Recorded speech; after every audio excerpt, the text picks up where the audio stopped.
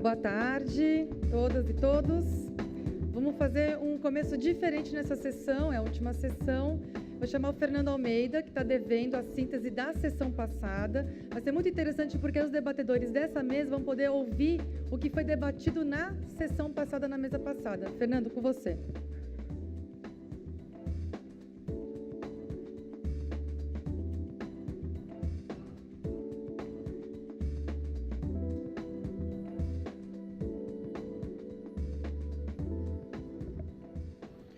Boa tarde a todos. A Priscila ameaçou que vai ser muito interessante. Quero ver se eu consigo fazer muito interessante, porque a tarefa foi mais difícil que das outras mesas, uma vez que o tempo extrapolou e nos meus registros aqui eu fiz 9 páginas, o outro era de 5, o mais longo. O pessoal aqui foi mais falante. Bom, em primeiro lugar, eu vou fazer algumas ligações com o passado. Quer dizer, no trabalho de ontem, foram enfatizadas as ideias de qualidade, muito forte, da dificuldade de definir qualidade, mas qualidade é a âncora que, de alguma forma, tem que orientar todas as referências de planos nacionais e de formação e de currículo. E qualidade ficou claro de ontem, só para pegar os dois grupos que estão aqui presentes. Primeiro, que essa qualidade é uma qualidade ligada à ética, à cultura e à arte como elemento fundamental do ser humano, ligado aos valores de relacionamento, de equidade, de fraternidade. Essas coisas são fundamentais porque o currículo se define por isso. O currículo não é uma trempa todo mundo já falou, né? Um conjunto de disciplinas com horários, mas o currículo é o plano que se tem para uma nação para formar seus cidadãos de acordo com valores de quem é o ser humano, qual a sociedade que queremos, o que é justiça, o que é democracia, o que é liberdade e como ela se exerce no interior da escola, como ela é vivenciada no exterior da escola, vivenciada por um recorte chamado currículo, tão bem colocado hoje de manhã pelo Toro. Isso é de ontem. De hoje, assim, essa palavra articular, que o objetivo é articular os níveis de ensino e os entes federados, né? E a palavra articular é uma palavra muito rica, a gente usa muito e com, às vezes, pouca noção da etimologia. É uma palavra que liga artes, que em latim quer dizer arte, com o sufixo ulum, quer dizer diminutivo. Fazer articulação é fazer uma pequena obra de arte. É uma obra de arte articular. Com modéstia, mas essa é a ideia da articulação. Bom, em primeiro lugar, o que ficou muito claro é que hoje nós temos com bastante clareza a possibilidade de termos um Plano Nacional de Educação que vai ser o nosso norte. Esse norte vai orientar as relações entre os entes, entre os vários setores da sociedade. E esse Plano Nacional de Educação, mesmo que não esteja aprovado, ele já tem no cenário nacional um espaço fundamental de direcionamento das nossas práticas, mesmo que ele vai demorar um pouco ainda, mas ele será uma referência.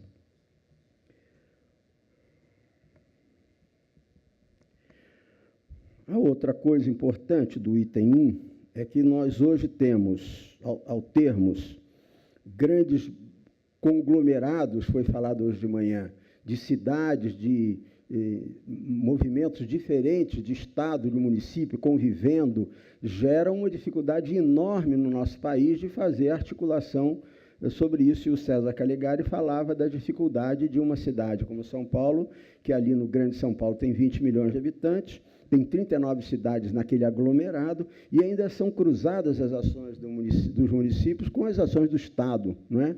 O Estado hoje em São Paulo é responsável por mais de 60% das vagas do ensino fundamental estão com o Estado, não estão com o município, por incrível que pareça. Ou seja, houve um reajuste, mas ainda as camadas não estão ajustadas para as competências ficarem mais claras, elas são fluidas. O segundo item que foi tocado muito fortemente é a ideia da autonomia. O que é a autonomia? Aí a autonomia, em primeiro lugar, ela não é um abandono, ela pode significar o abandono se for algo que seja muito genérico, um conceito muito genérico. E a autonomia, aí para puxar Paulo Freire aqui, para nos ajudar a ler isto, a autonomia, um pouco como Paulo Freire falava que a liberdade não é um adjetivo, ele é um verbo, né? Eu me liberto, eu não tenho liberdade. Se eu tenho, eu posso perder a qualquer hora. A autonomia do professor também é nesse sentido, que ele exerce autonomia, foi trazido isso aqui hoje de manhã, e esse exercício da autonomia supõe um diálogo com uma referência. Eu me autonomizo com relação a alguma coisa. Esse alguma coisa foi insistido aqui, principalmente pelo Ricardo, é o currículo. É o currículo, e pode ser até definições curriculares muito precisas, que ele chamava de ou livros escolares ou protocolos escolares que mostram da onde ou a partir de que a minha autonomia se constrói. Minha autonomia não se constrói a partir do nada. A própria palavra autonomia não diz muita coisa, porque autônomos quer dizer a lei de si mesma. Não existe lei de si mesma. Aqui estão os advogados que sabem, a lei sempre é uma relação. Portanto, a autonomia é uma bobagem dizer que eu tenho uma lei de mim mesmo. Não tenho, porque eu não me regulo a não ser em relação com os outros. Mas isso é outro assunto mais filosófico. Bom, a outra coisa que ficou muito forte era a ideia da formação do professor. Formação do professor que tem que ser um compromisso da universidade. A universidade é uma atora importantíssima nesse momento da história do Brasil, com as dificuldades que tem, mas, dizia o César no fim aí da conversa, com a grandeza dos campi universitários que foram formados, hoje disponíveis, e eles que têm que ser os grandes agentes da nossa conversa, da formação do professor, principalmente na fase inicial da formação. Mas a formação do professor não tem lógica sem ter o currículo. Portanto, a todo momento a gente volta ao currículo, porque não são os sistemas de avaliação que determinam a formação do professor, mas o currículo que deveria balizar a formação, que, por sua vez, balizaria a avaliação. O ciclo nosso está ao contrário. Eu acho que a história da educação exigiu que nós fizéssemos tudo junto, em vez de ter uma lógica como essa que eu apresentei, mas, de qualquer maneira, a questão do currículo emergiu como algo fundamental na discussão de hoje, e isso nos encantou muito, porque, primeiro, ele saiu não só muito prestigiado, como acho que não há mais aquela ideia pobre que currículo é um monte de horário com disciplinas. Isso acho que os educadores que estão mais na ponta da linha, que já refletiram, sabem que essa visão está ultrapassada. Mas o que é, então, currículo? A melhor definição do currículo que teve aqui, seguramente, foi o do Toro, que fez a apresentação hoje de manhã, dizendo como é que o currículo é o lugar onde as experiências de aprendizagem acontecem, ligando tudo aquilo que é a ciência, que é o que está na rua, que é o que está no meio de comunicação, que é o que está no partido político, e a convivência das crianças com professores, e dos jovens e dos adultos, para gerar um conhecimento. Currículo, então, envolve toda a sociedade, e o perigo que hoje foi apontado de manhã é que a gente não convirja nessas ideias curriculares para uma sociedade de mediania com relação ao mundo do conhecimento. O Brasil tem direito de ter uma proposta de mundo cognitivo, ou seja, de valorização do conhecimento, que não seja um conhecimento medíocre e pobre. E o grande desafio que o currículo brasileiro tem hoje é como que se articula a base nacional com o local, com o regional, porque essas duas conversas são fundamentais no diálogo para a aprendizagem. Não adianta só uma coisa ou só outra. Essa dicotomia empobrece a educação e atrasa o nosso desenvolvimento. E, para terminar, eu queria dizer que uma coisa que ficou muito forte em toda as palestras de hoje de manhã, as conversas, é que a articulação entre o governo federal, os estados e o município não são uma ação fácil, não são de fácil solução, mas exatamente esse é o desafio que o Brasil enfrenta agora, mas com muito mais condições do que tínhamos há 20 anos atrás, quando sequer tínhamos um mecanismo de financiamento, O Ricardo insistia na ideia da escola republicana, e é menos do que 20 anos, é 17 anos, que a lei está mais clara, que a avaliação está mais clara, que o financiamento está mais claro, que as formações dos professores podem estar melhor, e com isso a gente pode cumprir o início da escola democrática que devemos, ou republicana, que devemos aos nossos alunos há 500 anos.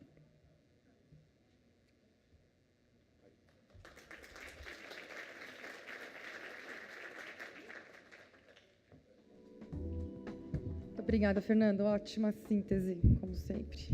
Então, vamos começar agora a quarta e última sessão do Congresso de Todos pela Educação. Essa sessão é a cooperação entre os poderes executivo, legislativo e judiciário para a garantia de educação de qualidade com equidade. Ela vai tratar justamente do alinhamento entre esses três poderes, que eu acho que é algo muito pouco debatido. Por isso que é muito importante essa sessão. A Constituição Federal de 88, ela garantiu o direito a uma educação de qualidade para todos, mas passados 25 anos, a gente conseguiu muito mais incluir do que universalizar a aprendizagem. E esse é o grande desafio. E é um desafio que a própria Constituição colocou para todos nós aqui, nos três poderes, quando colocou lá no artigo 205, que é um dever do Estado. O Estado é composto pelos três poderes. Algumas iniciativas importantes têm sido realizadas nesse sentido, de aproximar a atuação do Executivo, do Legislativo e do sistema de justiça. Um exemplo é o próprio projeto Justiça pela Qualidade da Educação, que é realizado em parceria o Todos pela Educação e a BMP. Na esfera legislativa, a gente tem agora um debate importante, já foi citado várias vezes aqui durante o Congresso, que é o da Lei de Responsabilidade Educacional, que também articula aí esses três poderes. A gente tem, no Legislativo, tanto o trabalho muito importante das duas comissões de educação, tanto da Câmara quanto do Senado, a Frente Parlamentar de Educação, que sempre tem chamado o Executivo, o próprio sistema de justiça. Eu acho que cada vez mais a gente tem caminhado para esse alinhamento, mas ainda precisa fazer muito mais. Eu acho que esse é o grande desafio desse debate, dessa sessão, é como que a gente consegue avançar mais ainda nesse alinhamento entre os três. E, para conduzir esse debate, eu chamo aqui ao palco o Rui Nogueira, ele que foi chefe de redação da Folha de São Paulo, do jornal Estado de São Paulo, e atualmente é o consultor da Pátria. Muito obrigado, Rui, por aceitar o nosso convite.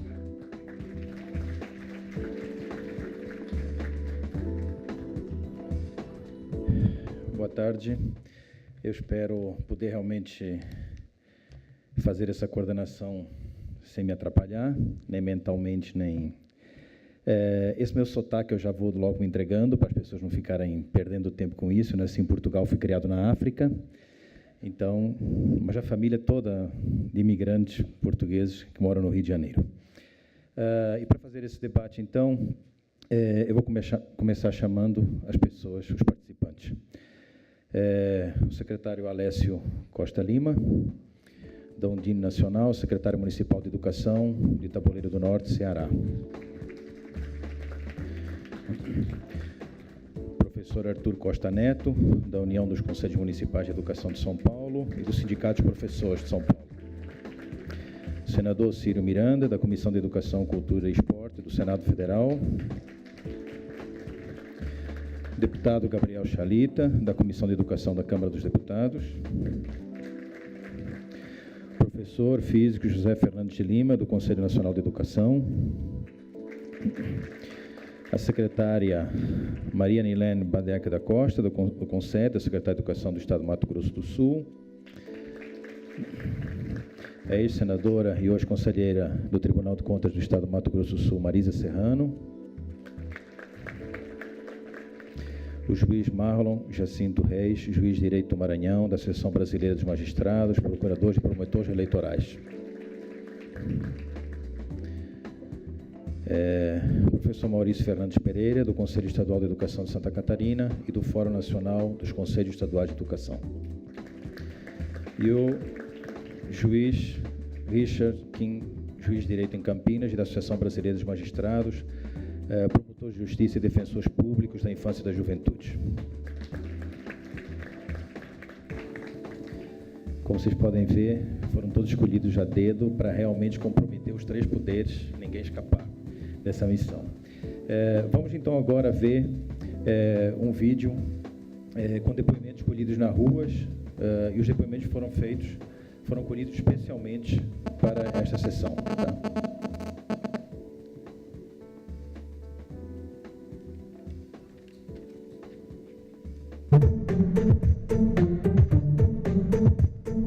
Todo mundo tem que se unir.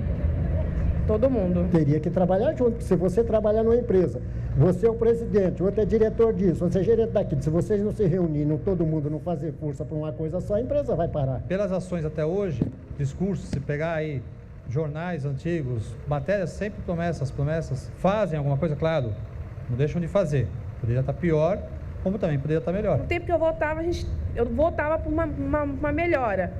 Mas a tendência só está piorando. Eu não jogo o meu voto fora, nem se me decepcionar lá na frente. Priorizei isso, sim. Onde que tivesse um plano de governo voltado para a educação. Que não adianta, um país não cresce sem educação. Eu procuro fazer uma coisa muito sensata. Acho que todo político tem que se preocupar. Se quer ter sucesso na sua carreira política, tem que pensar na formação do seu eleitorado. Não encontrava vaga para ela, na verdade era na creche, né? Toda vez que a gente ia lá, falava que não tinha vaga. Eles dizem que fornecem as vagas, mas não é realidade. Não conseguiu vaga. Não tem quem procurar. Você tem que aguardar. Muitas pessoas falam que tem que recorrer na Secretaria Pública. O Conselho Tutelar é bem presente aqui na região. Quem procura tem resultado. Fui até o Conselho Tutelar. Aí não estava resolvendo, eu fui até a Delegacia de Ensino. Foi de uma semana que eu fui no Conselho Tutelar, chamaram ela. E muitas coisas que a gente tem que procurar. Se a gente não procurar os direitos... Se houvesse, e nesse país infelizmente não há, uma coesão entre o Legislativo, o Executivo e o Judiciário, seria muito bom. Os três é que tem que fazer junto. O processo todo integrado. Tem que continuar cobrando, porque só assim é que o governo vai ter uma resposta, vai conseguir fazer. Educação, está... A educação não paga nada. Educação. Eu queria saber, assim, quando que vai melhorar mesmo a vaga nas escolas.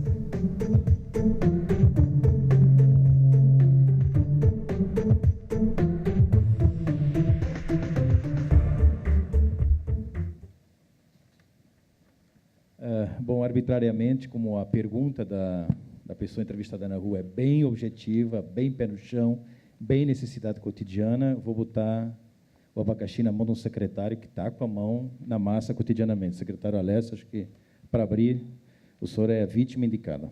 Boa tarde, Rui. Boa tarde a todos. De fato, assim, a gente começa bem esse discurso do direito à educação de qualidade quando a gente retoma a questão do direito à educação, direito ao acesso, né? Que mostra os números, apesar de toda a campanha de universalização do ensino fundamental, nós temos ainda aproximadamente mais de 3,5 milhões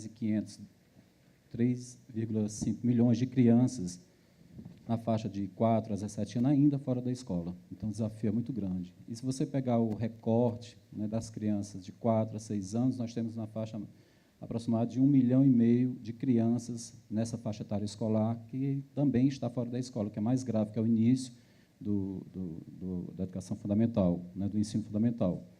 E, assim, então, isso mostra para a gente que a gente ainda tem um desafio ainda, permanece, na questão da inclusão, da universalização da educação para todos. Só uma observação curiosa, a gente também, no debate anterior foi levantado, essa questão paralela à questão da universalização do ensino fundamental, a gente assistiu também, tem assistido nas últimas décadas, a questão também da municipalização do ensino. Até mesmo como consequência da própria LDB, quando coloca que a responsabilidade com a educação infantil e ensino fundamental é do município, no caso do ensino fundamental, compartilhada com o Estado, e a gente observa esse movimento de municipalização intenso nas redes de ensino, né? E quando a gente faz uma análise, curiosamente, esse fenômeno ele foi mais intenso justamente nos estados mais pobres da federação, que, consequentemente, tem também os municípios mais pobres da federação. Então, é algo a se pensar, nós estamos municipalizando, e quem está mais municipalizando são justamente quem tem menos condições do ponto de vista econômico e financeiro, são os municípios mais pobres desse país. Os estados, a gente observa o maior percentual de municipalização quando se faz uma análise, né, separada de cada um dos entes federados, né?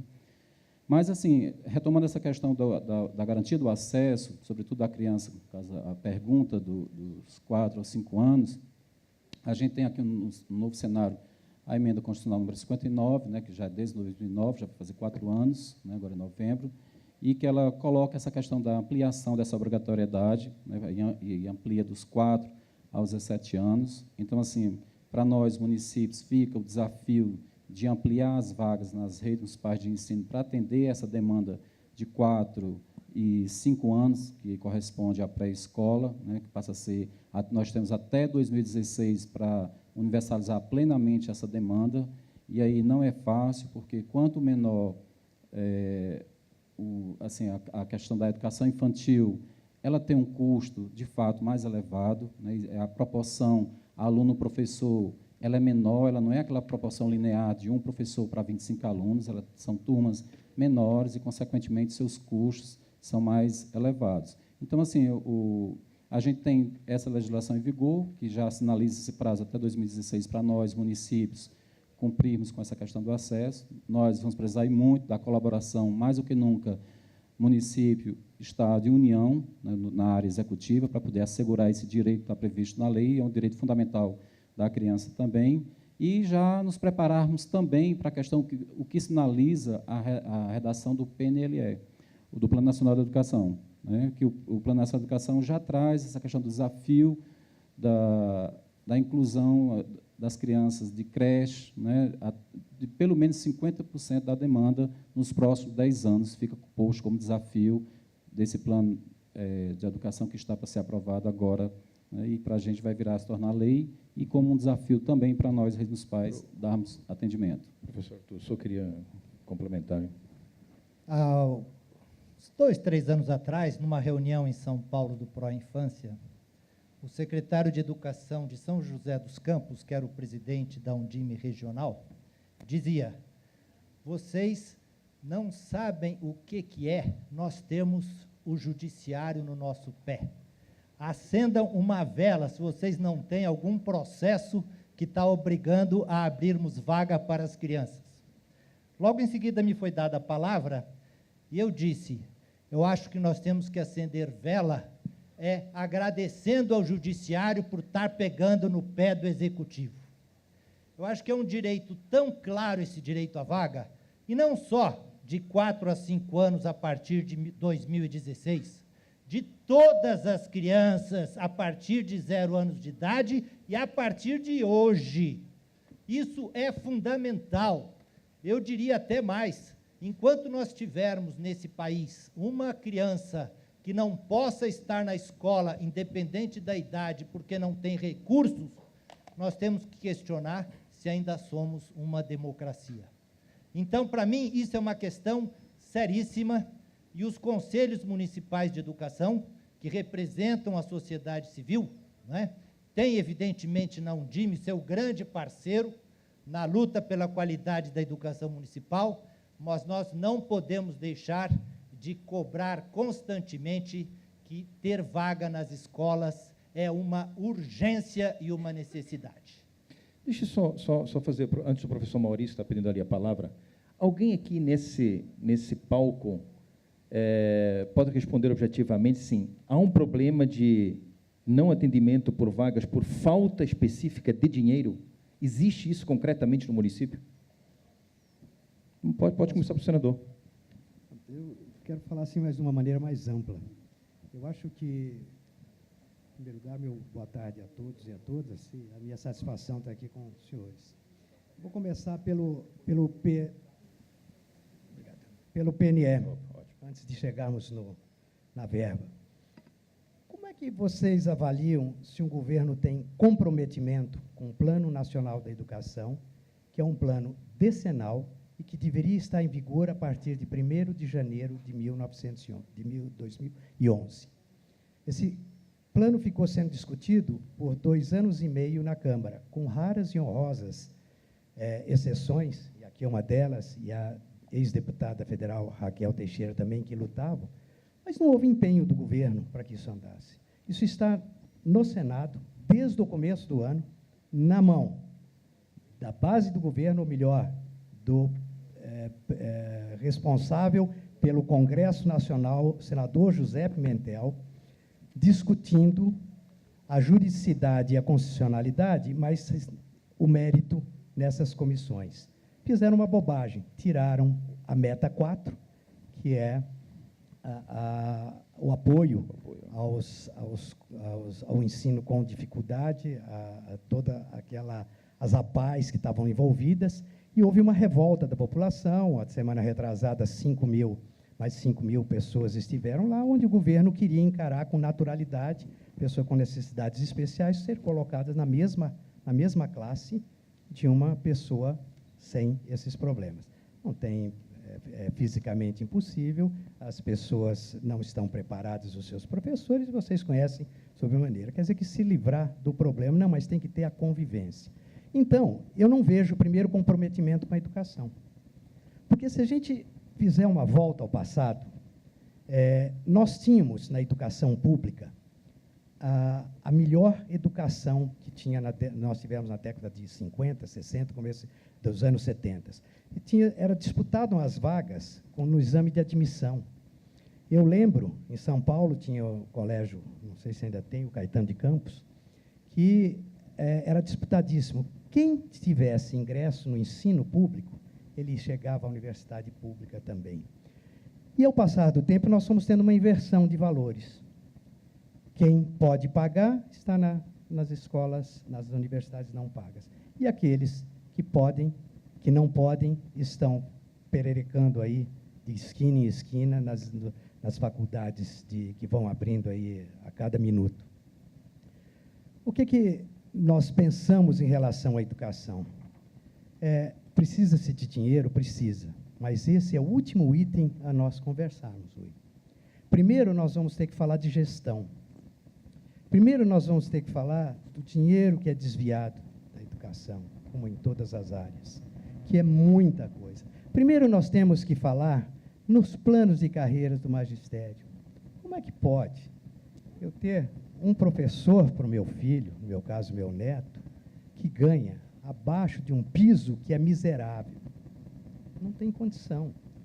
Uma profissão que não ficam nas 8 horas de trabalho. Você vai para casa, tem o fim de semana para preparar, você tem uma série de obrigações. Nós fomos tendo uma deteriorização do nosso ensino. Então, se começou a preocupar com índices, quantidade e não a qualidade. Nos deixaram desassociados esses 3 poderes. Nós não conversamos, o legislativo não conversa com o executivo. A coisa vem imposta. E, muitas vezes, como tem uma supremacia de um governo uma hora ou de outro na outra hora, aquilo não é nem discutido. Na hora de votar, acabou. O governo não quer assim. Ora, se um Plano Nacional de Educação está por mais de 3 anos atrasado, você não tem condição de querer. Eu não vou ser tão agressivo, não. Vocês não vão dizer que isso é prioridade aqui no Brasil. Aí nós fomos fazendo na Comissão de Educação as audiências públicas para instruir os projetos. Para nós, é da maior validade. Esse contato com os senhores, a sociedade organizada, isso nos embasa nos projetos. Vejam, projetos que saíram esse ano, a residência para a pedagogia. Foi um clamor que veio de fora. Ora, mas um professor sai e vai direto para a escola de aula? Cadê a residência dele nessa área? Então, começou-se a discutir um projeto que está já bem avançado e em fase de ir para a Câmara. Aí nós começamos a ver como é que a deficiência do ensino que começa no infantil, no fundamental e no médio, e chega nas universidades. Foram caindo a qualidade, caindo, com problemas seríssimos, e aí, em vez de nós voltarmos para a base, nós fomos tendo qualificação de profissionais cada vez pior, e tivemos, então, tomar medidas como cotas. Não digo que elas não são necessárias nesse momento, mas ela tem que ter um tempo de validade. Você tem que voltar a dar condição de qualidade de ensino a todos, e não aos poucos privilegiados. Então, com isso, Rui, nós fomos perdendo, e aí nós temos hoje o que acontece com o ensino nas universidades onde deságua, só para fechar esse ciclo. 18% são aprovados no exame da ordem. Tem faculdades que há mais de 6 anos não aprovam um aluno na ordem. Exame de proficiência na medicina, que por enquanto não é obrigatório, mas tem um projeto nosso e vai ser obrigatório. No CREMESP, 48,7% em São Paulo são reprovados sexto-anistas. O problema não é do aluno. Ele passa no primeiro, segundo, terceiro, quarto, quinto, sexto ano e depois ele não passa num exame de proficiência. O problema é da faculdade. Então, nós temos que fazer uma correção de rumos, de grades, de uma série de coisas. O ensino à distância que não é aproveitado. E por aí vai. Eu não posso aqui tomar o tempo de... Senador, aproveitando que o senhor e o deputado Gabriel Chalita são, portanto, o poder legislativo atuante hoje, só rapidamente, mas muito rapidamente, para passar a palavra para os outros, para a plateia, em que ponto está hoje, uma informação recente, portanto, uma informação atualizada, em que ponto está hoje o PNE no Senado? E, na sua visão, qual é a perspectiva, rapidamente? Ele era para ser aprovado hoje na Comissão de Constituição e Justiça e o governo tirou de pauta para reexaminar a meta 4. Quer dizer, eu não vejo, então, comprometimento. Isso já estão me prometendo há 2 meses que iria para a nossa comissão, onde é terminativo no mérito, e eu me comprometi que em 60 dias entregaria o plano já pronto para ser votado. O governo retirou mais uma vez. Então, não tem comprometimento do governo. Eu diria para você, só Deus sabe quando, porque o governo não diz quando ele quer. Professor Maurício, só para terminar aqui a bancada legislativa, então, o deputado Gabriel Chalita, por favor. Ô, Rui, boa tarde a todos, é um prazer estar aqui no Todos pela Educação. Respondendo a sua pergunta objetiva, é por falta de dinheiro que a gente tem problema de falta de vaga. Eu acho que as duas coisas são importantes serem refletidas, né? Primeiro é o seguinte, há alguns conceitos educacionais que são muito recentes, né? Quando a gente fala de falta de vaga hoje, a maior parte dessas faltas, dessas ausências, né, de escolas, estão em creche. E por que em creche? Porque até pouco tempo as pessoas achavam que creche não era uma medida educacional, era uma medida de assistência social. Perfeito. Então, muita gente desconsiderava a importância da creche. Hoje, graças a Deus, não há nenhum educador que defenda a tese de que o processo de 0 a 3 anos não é essencial na formação de uma criança. Então, é recente isso no Brasil hoje. A importância isso vem com o Fundeb. O Fundeb que começou a discutir se era importante nós garantirmos só o ensino fundamental ou ampliarmos, né, para o ensino médio, mas começando das creches. Então, há algumas questões que vêm de conceito. A educação infantil é a mesma coisa, né? Então, primeiro vamos assegurar o ensino fundamental, que a educação infantil é mais como se chamava, escola de brincar, enfim, de recreação e tal. Hoje não é essa a visão que se tem, muito pelo contrário. É essa base da criança que vai dar a fundamentação da sua vida, da sua história. Então, por um lado, é um conceito educacional que precisa ser cada vez mais trabalhado. E, por outro lado, há uma falta de recursos, sim. A questão do salário dos professores, né, do plano de carreira dos professores, não dá para nós imaginarmos que a educação vai melhorar no Brasil. E a primeira coisa, para nós conseguirmos melhorar a educação, é termos a consciência de que ela não vai bem, porque ela não vai bem. Não é culpa de um governo ou de outro governo, mas se nós analisarmos o processo de ensino-aprendizagem nas escolas hoje, nós vamos chegar à conclusão de que o Brasil não vai bem. Se a gente pegar os índices de avaliação internacional, nós vamos ver que o Brasil perde para países muito mais pobres do que a gente, com muito menos recursos, né? Porque alguma coisa está indo mal no processo da gestão da educação. E aí vem essa necessidade de um diálogo mais profundo de poder legislativo, poder executivo, poder judiciário e da sociedade. A sociedade tem que acordar para isso. Não é só o problema da vaga, né? Mas é o problema da qualidade. O que o meu filho aprende quando ele vai à escola? Como é que ele sai da escola? Hoje, nós temos a consciência de que a falta de uma educação de qualidade faz com que nós desperdicemos talento.